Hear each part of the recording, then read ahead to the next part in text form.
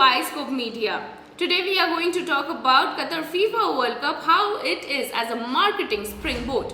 Well, tucked behind Doha's $300 million Lusail Boulevard, where construction workers are toiling to transform desert into a Champs-Elysees-inspired commercial thoroughfare before the 2022 Soccer World Cup sites a sole convenience store. With the main stadium, 4 skyscrapers and apartments designed for some 2 lakh people all in Lusail, its manager Younes waits somewhat anxiously behind his still anticipating a rush of trade when the event finally kicks off in November. Well, gas-rich Qatar, in an attempt to emulate the dramatic transformation of Gulf rivals Dubai and Abu Dhabi, has spent at least $229 billion on infrastructure in the 11 years since winning the bid to host the World Cup. Much of the work was planned independently as Qatar pushes to diversify its non-energy economy with ambitions to become a regional business hub and triple tourist numbers to 6 million a year by 2030, a government official has said. But analysts and academics are not convinced that the big spending from its gas revenues will mean Qatar can fulfill its economic dream once the 28-day tournament ends. Well, Younes, who declined to give his surname, also has doubts. After the World Cup, what will happen? Will the business go down or up? We don't know. Well, Qatar faces stiff competition from regional rivals Saudi Arabia and the United Arab Emirates, which offer larger and more established markets and greater variety for tourists. Well, but that has not deterred the tiny cash-rich state as it spends its way onto the global stage. At the peak of its building boom in 2016, Qatar spent 18% of the GDP on infrastructure, dwarfing the sums spent on the staging previous World Cups. South Africa shelled out $3.3 billion on infrastructure to prepare for the event in 2010, while Brazil met $11.6 billion worth of infrastructure investments to host it in 2014, even though half of the projects promised were never built. Well, that is not the case on Lusail seafront, where the 600-shop place Vendemon opened last month.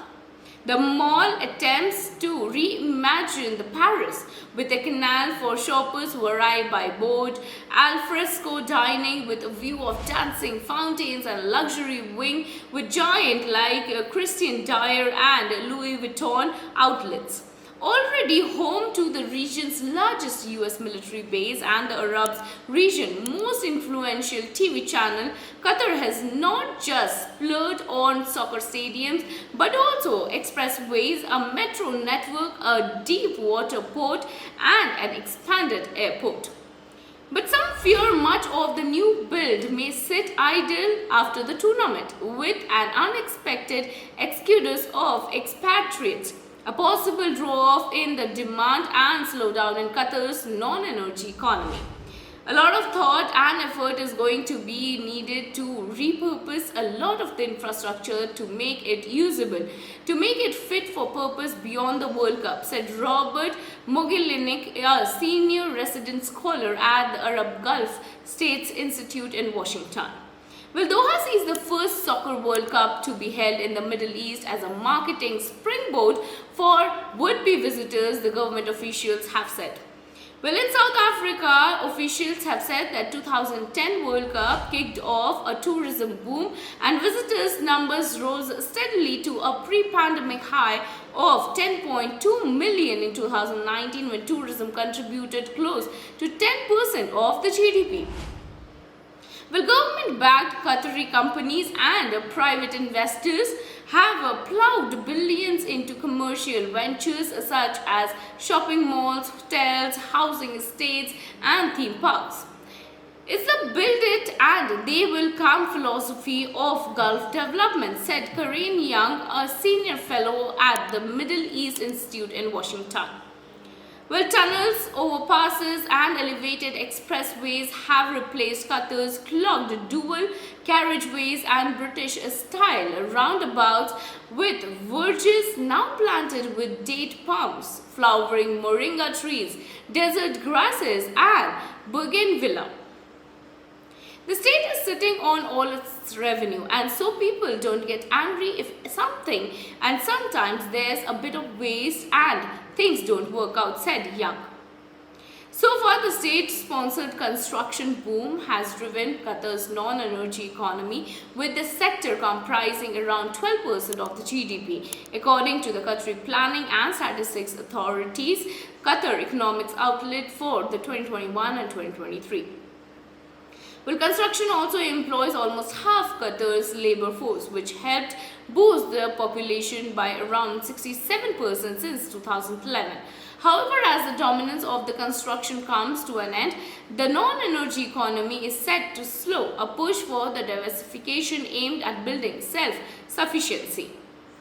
Real estate agents and analysts say current demand for housing is hot and expected to heat up even more in the lead up to the World Cup, because many of the new apartments and villas have been set aside to accommodate fans in at least 64,000 rooms across the country. But there are fears that empty units will flood the market when they are released after the tournament.